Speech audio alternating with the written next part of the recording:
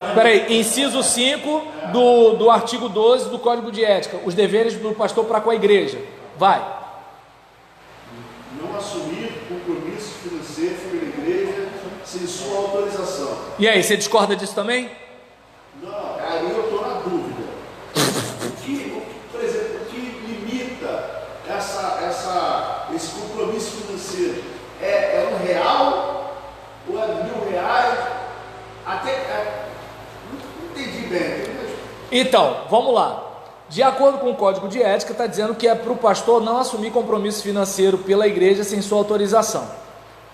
Eu entendo que é o seguinte: se você vai comprar um negócio, que quem vai pagar é a igreja, e que se a igreja não tiver recursos, a igreja que vai ter que empenhar o bem, a igreja que vai ter que fazer um monte de coisa, desculpa, mas você está sendo irresponsável. Está dando para entender? Assim, não, espera aí, olha só. Vamos pensar o seguinte.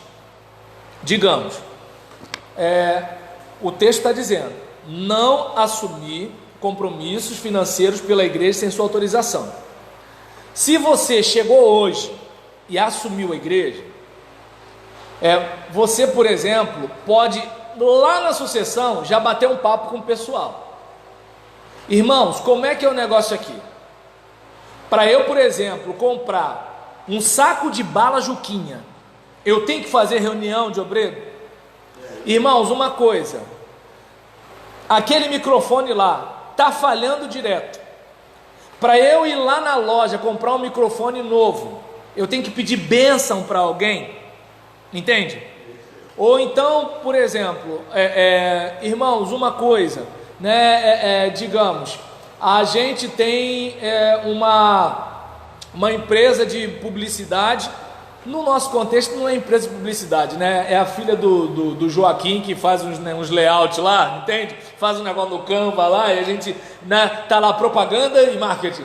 Aí acontece, a gente tem um negócio para fazer. Eu, por exemplo, tenho liberdade para correr atrás dessas coisas? E aí você vai ter a resposta. Por exemplo, tem igreja que você pode negociar com a liderança sobre ter um orçamento prévio. Ou seja, o pastor tem X para movimentar numa questão de necessidade. Até porque, por exemplo, o pastor como presidente da igreja, observa bem, nosso contexto de igreja batista, certo? No contexto de igreja batista, a gente tem a Assembleia soberana em suas decisões. Soberana em suas decisões não quer dizer que ela é soberana no espaço, na galáxia. Ela é soberana em suas decisões lá dentro. Ela não pode tomar decisões que vão ficar batendo de frente com a declaração doutrinária, porque ela é uma igreja batista. Ela não vai ficar tomando decisões que vão ficar batendo de frente com as leis do país, porque ela é uma igreja brasileira. Então, ou seja, ela é soberana dentro de um espaço. Ela tem uma liberdade dentro de um contexto, certo? E aí, por exemplo, a igreja toma decisões, mas quem representa a igreja nesse intervalo entre uma assembleia e outra? Sua diretoria. Quem é o responsável legal pela igreja e que muitas vezes vai estar de frente com algumas situações? O presidente da igreja. Se o presidente da igreja é o pastor, ele pode tomar uma decisão ad referendum, ou seja, ele toma a decisão e presta contas dessa decisão. Ele não fez nada errado, ou fez? Se fez, não vai nem prestar conta, entendeu? Mas o que acontece? Embora o Satanás que te tenta é o mesmo Satanás que mostra para os outros, né? Mas toda vez que eu sou tentado eu penso nisso. O mesmo capeta que está aqui no meu ouvido está no olho do outro. Mas aí nesse caso, aí é certo. Então é certo. Então, aí diante desse quadro, eu entendo que é uma questão até mesmo de confiança. Mesmo que o pastor não seja o presidente da igreja, se o presidente da igreja é uma ovelha, porque aquilo, lembra quando eu falei sobre educador e ministro de música? Tem aquela situação que está todo mundo competindo, né? Lembra muito aquela questão de quando a gente é criança, quem tem um pinto maior. Então aquele negócio assim, aquela coisa de querer mostrar quem é o bigode grosso, quem é o patente alta. Quando, por exemplo, a gente tem isso na igreja, aí, cara, é complicado. Mas Porque o que acontece? A gente amarra o pastor. O pastor não pode fazer isso porque a gente... pastor, a gente não tem dinheiro. Às vezes tem. Às vezes tem. Só que é o seguinte... Eu não sei como, mas rola um Paranauê, Paranauê, Paraná. Porque quando é o trabalho que o irmão fulano vai fazer, eu não sei como brota dinheiro assim no chão, ó, entende? O milagre dos 5 pães, né? Os 5.000, né? E os R$2. Aparece do nada, eu não sei como um negócio desse, né? Mas agora, quando é um projeto de acordo com a visão pastoral... Pastor, não sei como, mas olha, tá brabo, tá no vermelho, o orçamento, não sei o que, não sei o que, não sei o que lá. Ou então em algumas reuniões de liderança, pastor, mas a nossa igreja não pode. Mas quando é aquilo que, né, ele é o amigo do amigo do amigo do amigo do amigo, eu não sei como, o milagre acontece. E aí nesse caso, por exemplo, quando tem problemas assim, na boa, cara, eu tenho a sensação de que assim, ou esse pessoal não quer pastor, ou não quer aquele pastor, está dando para entender, e quer deixar ele de mão amarrada lá, só de enfeite. Ou seja, você tem o nome de pastor, mas quem sabe é nós, entende? Você está aí para não ficar feio, para a gente não ficar sem pastor na igreja, entende? Mas é o seguinte, ó, eu não te reconheço como meu pastor, está dando para entender? Entende? Aí, por exemplo, eu acredito, Robson, que se o cara bater um papo, porque assim, eu entendo que o texto está falando aqui mais de molecagem, tá dando para entender? Mas eu vi que você pegou uma outra linha, você está falando o seguinte, pô, mas peraí, o pastor vai ficar amarrado, assim, eu entendi o que você está falando, eu acho, não cheguei a perguntar, né, porque eu não estava na composição do código de ética, mas eu entendo que o que está acontecendo aqui é que, por exemplo, tem pastor que assim, ele vai assumir compromissos em nome da igreja, sabe, que assim, coisa surreal. Às vezes, por exemplo, o patrimônio da igreja pode estar em xeque.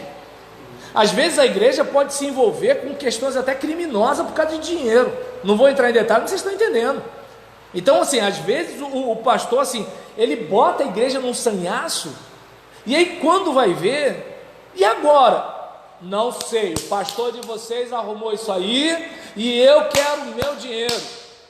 E aí, como é que se faz? Porque nessa hora, o pastor não tem o cacife da igreja toda, ele não tem o patrimônio da igreja toda.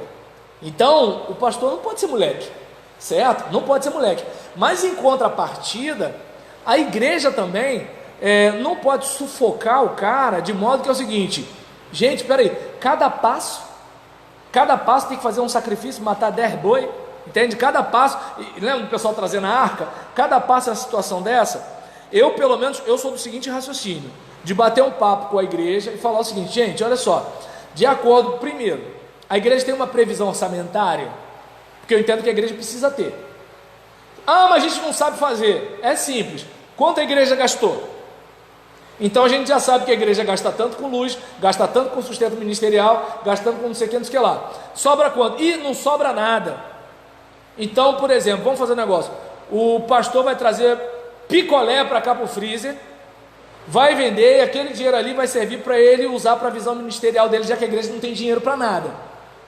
Não tem, estou acreditando, né? Se o irmão meu falar que tem um elefante voando, eu olho para o alto, até provar que ele está mentindo.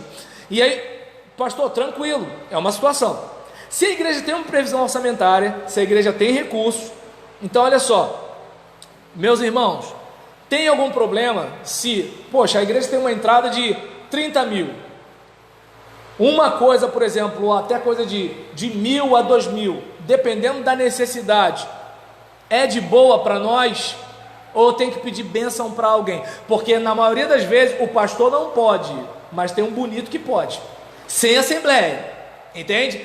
Não deve acontecer isso aqui no Rio de Janeiro, nem lá em Belford Roxo, onde eu pastorei, mas em Nárnia tem essas coisas aí, entendeu? Aí nessa situação, só vê o último texto do Marco Vinícius gosta, está lá em São Gonçalo, mas ele gosta daqui. Então o que acontece? É um tipo de situação, né, que por exemplo, então é britânico, da Inglaterra. Aí em relação a isso, né, por exemplo, acredito que um bom papo, uma conversa resolve a parada, entende? Só que o pastor também ele tem que demonstrar que ele é uma pessoa confiável. Eu entendi isso aí. O senhor explicou brilhantemente. Eu entendi. Não, então tá legal, né? Não foi irônico não, né? Não, Ah, então tá. não, porque Mas tá segurando a risadinha. Olha aí, olha a risadinha do mal. Achou aí, ô Gabriel? eu falo isso porque Aham. eu quero saber uma outra realidade, porque a nossa igreja tem uma realidade, a igreja do Senhor tem uma realidade. Isso. Cada igreja tem uma realidade. Porque às vezes a igreja não tem dinheiro mesmo. Isso chegou um ponto ali crucial. Você tem que estar em acordo com a própria igreja. Exatamente. Fazendo isso, aí você vê se você tem liberdade ou não de agir até um certo ponto. Rapaz, não vou muito longe. Minha igreja, todo quarto domingo, a gente fecha para ir para a rua. Por quê? Quando eu cheguei, eu já falei o seguinte: gente, eu gostaria de trabalhar assim. Vocês estão comigo? Tá bom, pastor, a gente aceita trabalhar desse jeito. Entendeu? Ou seja, eu não tenho que forçar a barra. Eu não botei as manguinhas de fora.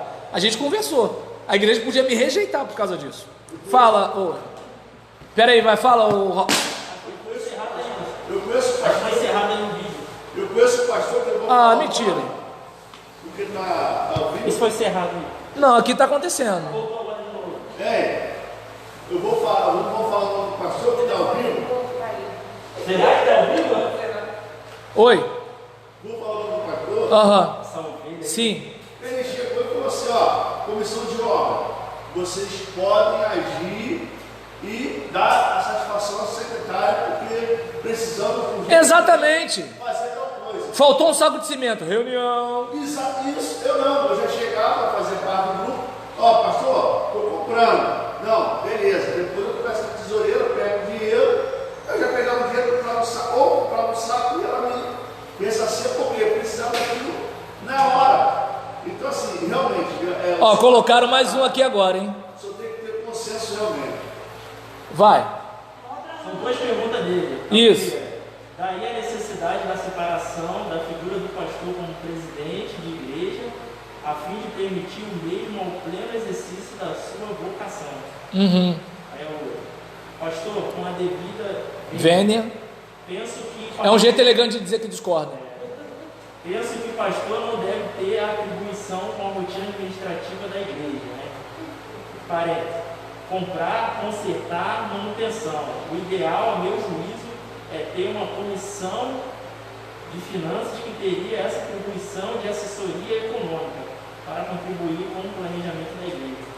Eu concordo com ele. Lembra do meu livro Pastor para quê? Eu concordo com ele, só que qual é o problema? Tem pessoas que elas só trabalham com o que elas querem. Elas não atendem o líder. Essa ideia dele. Já viu aquela pessoa que, por exemplo, o negócio está pingando ali, ninguém faz nada. Aí um dia o pastor tá com a macaca, vai lá e faz. Por exemplo, eu entendo que ele deveria estar estudando a Bíblia, não era para ele estar cuidando do vazamento, mas ele faz, aí a coisa para de pingar. Entende? Ou às vezes, por exemplo, aquele som tá ruim há 1000 anos. Ou então, de repente, é o seguinte, o próprio cara do som fala assim: pastor, eu estou no sufoco aqui, os caras não liberam o negócio. Irmão, vamos lá resolver o negócio? Então, assim, eu penso assim, não, eu gostaria de quê? Ser o homem da Bíblia. Só que é o seguinte, como é que é a realidade de igreja? Pastor, isso que eu ia falar agora. Esse é o caso. A realidade que ele botou aí é como se fosse uma igreja estruturada. Não, a igreja dele é outro nível. Não, a igreja dele é outro nível. A igreja do pastor José é uma Não. A igreja do Marco Vinícius é outro nível. É outro nível. Mas percebeu? Oi. Mas agora o pastor não pode ser moleque, gente. Dinheiro da igreja não é dinheiro dele. Não está na carteira dele, entende? O que ele não pode ser? Moleque. Moleque.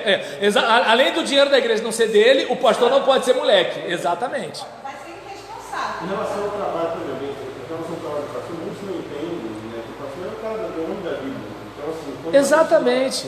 enxergar, acho que o pastor está em casa estudando de manhã, de noite, a amiga está estudando, o pastor não está fazendo nada. Então, assim, não tem, infelizmente, né? Não tem esse sentimento de... Pastor ler Bíblia e orar não é trabalho, entendeu? Exatamente, é verdade. Se o pastor tivesse distribuindo panfleto na rua, estava trabalhando, entendeu? Compra o ouro, compra o prata, isso é trabalho, agora, entendeu?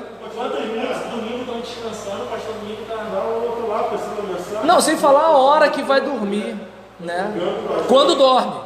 O pastor tem que estar muito atento em como que está desenvolvendo A cara da ansiedade para terminar. essa diretoria. A diretoria dele, como que ela caminha, o setor financeiro dele, como caminha. Por quê?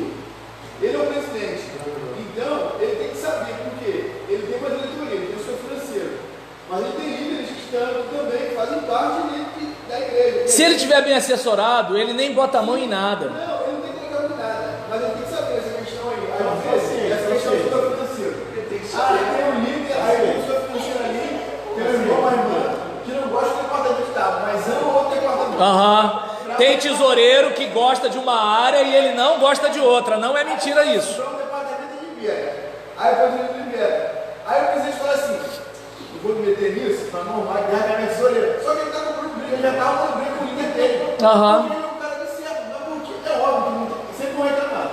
Por que o pastor liberou para comprar isso e ele liberou para comprar aquilo? Isso é normal. Não dá para você ficar explicando. É onde, por exemplo, o Marco Vinícius fala sobre a questão do pastor não ser presidente, porque assim, ele não bota a mão no fogo. Ele só cuida da igreja e o presidente que leva a burdoada, inclusive do pastor, pô, meu irmão, isso aqui, não sei o que, não sei o que lá. Ele está ciente como está funcionando as coisas. Para até para mim foi esse meio campo. Às vezes ele chega lá, tal, sem um conflito, mas ele chega lá e está nessa situação. Porque se ele fala assim, não vou, eu deixo meu tesoureiro. Tem gente que. Até porque assim, a questão, né, não é de o pastor ir lá na loja, mas a questão de como representante legal, na condição de presidente, porque se for só pastor, não. Mas na condição de presidente, como representante legal, ele toma uma decisão antes da reunião da diretoria, né? Ele conversa com ele, gente, ó, tá acontecendo isso, é para ontem, pá, né? A diretoria toma uma decisão antes da assembleia. Chegou na assembleia, a gente vai dar conta e tudo tal. Agora, por exemplo, se o pastor puder, a irmã enlutada, o casal divorciando, né? A criança órfã, gente, negócio de pastor é gente, entende? E detalhe, a questão de dinheiro, gente, imagina um agiota batendo na porta da igreja, dizendo que a igreja tem que devolver o som, tá entendendo? Porque ele emprestou o dinheiro para comprar o som. Claro que isso não acontece, mas já pensou? Vamos embora então, minha gente, vamos com Deus.